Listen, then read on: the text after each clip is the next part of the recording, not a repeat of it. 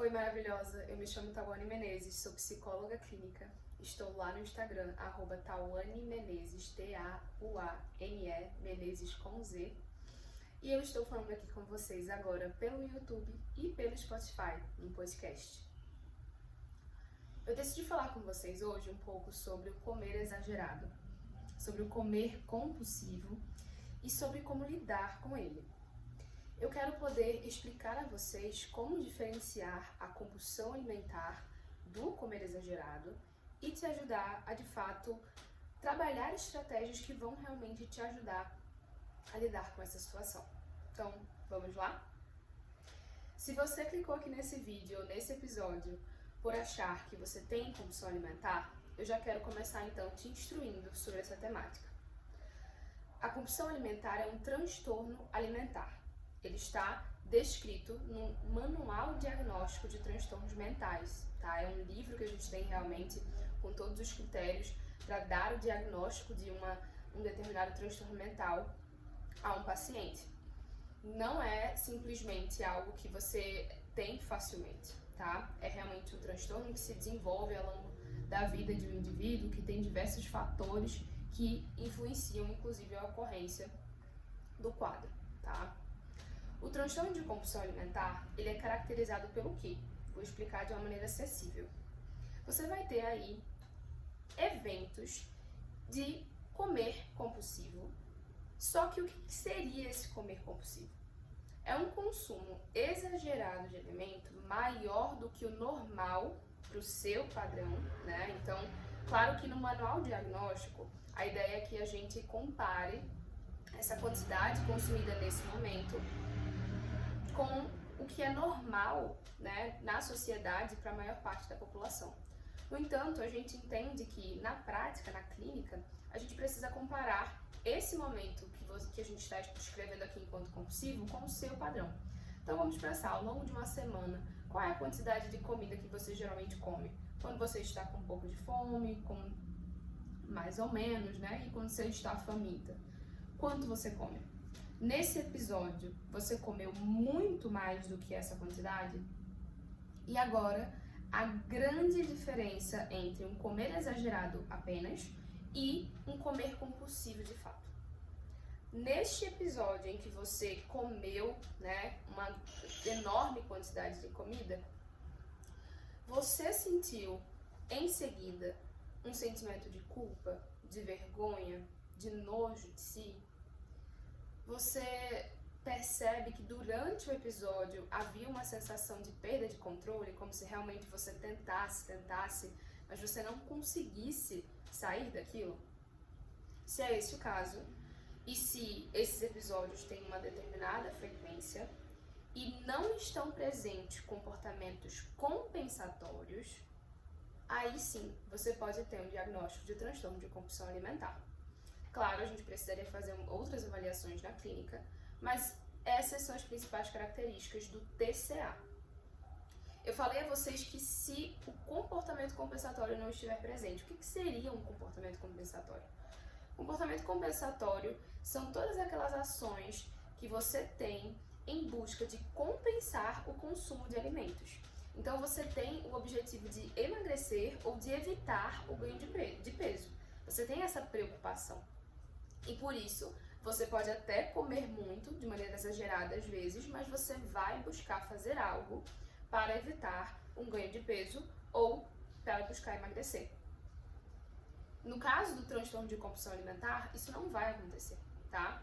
Pode até haver um histórico ali de dietas, de comportamento compensatório no passado, mas no momento presente, isso não acontece.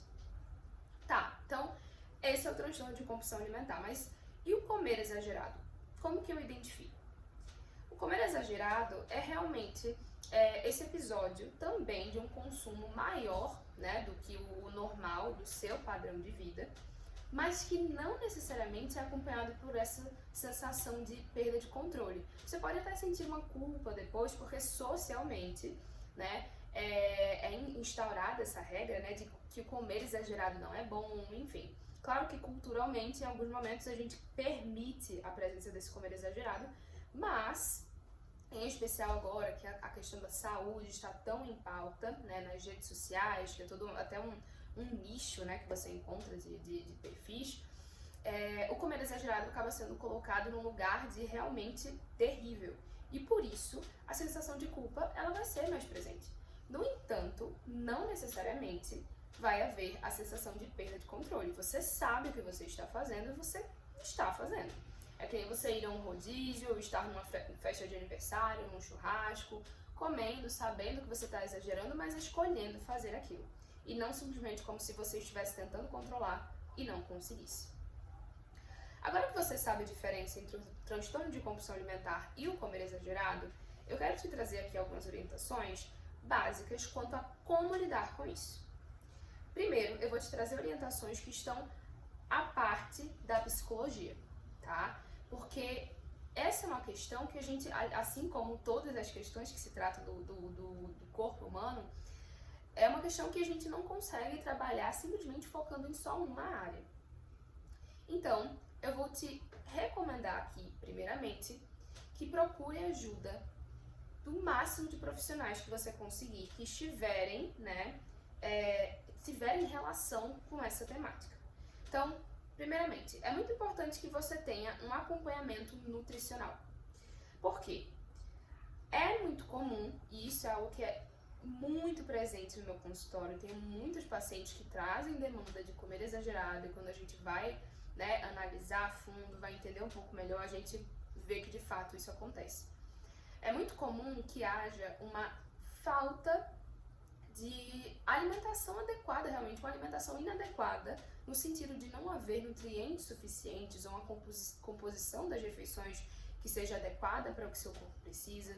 E por isso, né, é muito comum que aconteça do indivíduo, de fato, não atingir ali a saciedade e quando vai comer, ter maior dificuldade em ter esse tato, né, quanto à quantidade de comida e acabar exagerando. Então, é muito importante que você possa ter esse acompanhamento nutricional até para entender um pouco mais o seu padrão alimentar como um todo, ajustar essa alimentação para reduzir a possibilidade de que num determinado contexto ali você acabe exagerando ainda mais do que você provavelmente vai exagerar por fome, né? Quando você na verdade está com fome, você acaba exagerando ainda mais. Então, o primeiro profissional que eu te recomendo aqui, de fato, buscar nutricionista. E eu não estou te falando isso para que você busque emagrecimento, né? E sim porque o profissional da nutrição não está aí só para isso. Ele está aí também para te ajudar nesse sentido, para te ajudar de fato a dar o que o seu corpo precisa na quantidade que ele precisa. Segundo profissional que eu recomendo muito, se você é mulher, né, se você tem aí útero, se você tem essa composição hormonal feminina, é muito importante que você busque ginecologistas, tá? Por quê? Porque, querendo ou não, podem haver alterações hormonais que vão afetar também bastante o seu comportamento alimentar. Por exemplo, eu tenho um diagnóstico de síndrome do ovário policístico, e nessa síndrome é muito comum também essa desregulação hormonal, que pode também levar a um padrão alimentar desordenado. Logo, é muito importante que eu esteja nesse acompanhamento, para que eu entenda se o meu quadro está sob controle, para que eu evite ao máximo que haja muita interferência desse contexto biológico no meu comportamento alimentar. Outro profissional que é muito importante que você procure, endocrinologista. Também, né, a gente está falando dessa parte hormonal, né, e você pode investigar aí de maneira mais aprofundada até outras questões relacionadas ao seu corpo, e também é muito importante, né, porque querendo ou não, você vai assim entender se existem deficiências, realmente, questões que podem estar afetando realmente muito profundamente a sua alimentação. E no mais, um ponto que também é essencial, alguns pontos que são essenciais, é que você se atente ao que nós sabemos, mas muitas vezes ignoramos, que são pilares de fato da nossa saúde como um todo, que são o nosso sono. Nós precisamos ter uma rotina de sono adequada, com uma higiene do sono. Se você não sabe ainda do que é higiene do sono, e se você quiser que eu traga esse conteúdo, me fala aqui. Então você tem que ter uma higiene do sono adequada, tá? Você tem que dormir num ambiente que de fato seja favorável para isso, claro, se você tem essa disponibilidade. Então, sem luzes, né, ali artificiais, com o mínimo de ruídos possível, que você tenha uma cama confortável, um travesseiro confortável, durma numa temperatura confortável e por uma quantidade de tempo que seja adequada. Tá, mas muitas pessoas, infelizmente, não têm controle sobre isso. Então, o que a gente conseguir ajustar, vamos ajustar, ainda que não seja perfeito. Sono é um pilar. Outro pilar é a alimentação. Já falei a vocês sobre aqui procurar nutricionistas, ginecologistas, enfim, para entender até esse padrão alimentar um pouco mais profundamente.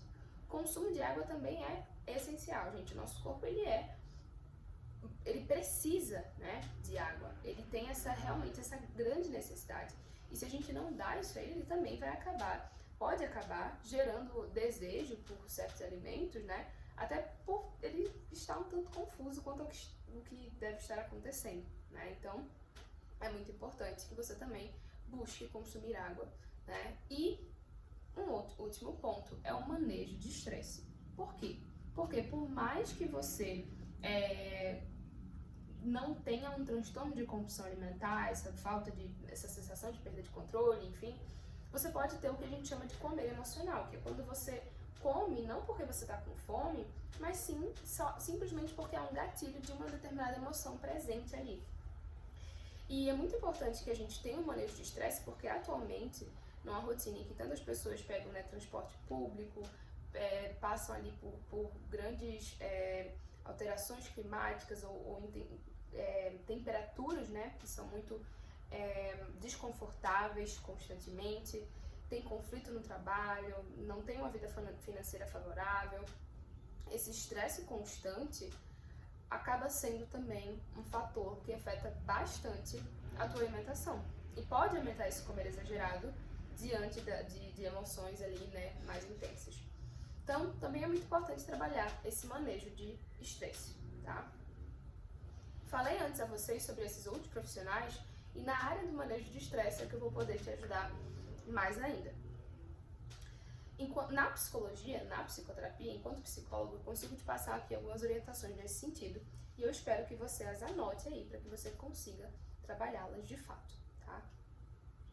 Primeiro ponto, se você tem algum controle sobre esses fatores que você percebe que são estressores para o seu corpo, a gente vai trabalhar em cima deles. O que são estressores? Aqueles estímulos externos que de alguma forma tiram o nosso corpo do equilíbrio. Então, por exemplo, se você trabalha à noite, esse é um estressor para o seu corpo. Se você trabalha muitas horas e tem poucas horas ali de lazer, esse é um estressor para o seu corpo. Estressor não é algo que necessariamente vai te fazer sentir e dizer, nossa, eu estou estressada. Talvez você nem perceba necessariamente, mas está lá. Quando nós falamos desses estressores, nós precisamos realmente entender, né? De que forma, na verdade, esse estressor está me afetando, né? O que é que aqui na minha rotina está claramente fora do que a gente sabe que é o saudável, né? Idealmente falando. Então a gente procura entender isso, né? E a gente procura então lidar com esses estímulos. Vamos supor que um estímulo claro seja a falta de sono, a privação de sono por diversos fatores, né? Então esses fatores de iluminação, ruídos, etc. Se você percebe que esse é um fator de estressor para o seu corpo, vamos tentar manejá-lo. Se está fora do seu controle, a gente vai aceitar que está fora do seu controle, né? Se são questões que realmente não tem o que você fazer, se você não tem condições financeiras, se você não tem total manejo dessas situações, não tem o que a gente fazer, a gente aceita essa situação, mas a gente vai buscar, sim, ativamente, né, fazer tudo que for possível para lidar com todas aquelas outras questões, ok? Agora, um outro ponto do manejo de estresse é entendermos o porquê também desses estressores estarem ainda presentes na nossa rotina. Será que falta assertividade da nossa parte? Será que está faltando proatividade da nossa parte? Será que há algo que nós poderíamos ter feito e não fizemos ainda? Então, a presença do estressor em si também precisa ser reavaliada. Se existe alguma forma daquele estressor não estar mais presente, nós vamos trabalhar em cima disso. Então, maravilhosa, busque olhar para esses estressores e lidar com eles. não simplesmente aceite derrota, desiste de fazer qualquer coisa para lidar com essas questões. Se você vê que existem questões que claramente afetam a tua saúde mental, o teu corpo, busque entender se realmente não existe nada que possa ser feito para lidar com isso. Não aceite derrota.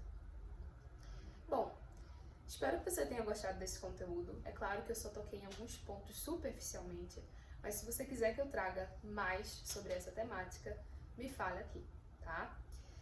Vejo vocês então no próximo episódio. Até mais!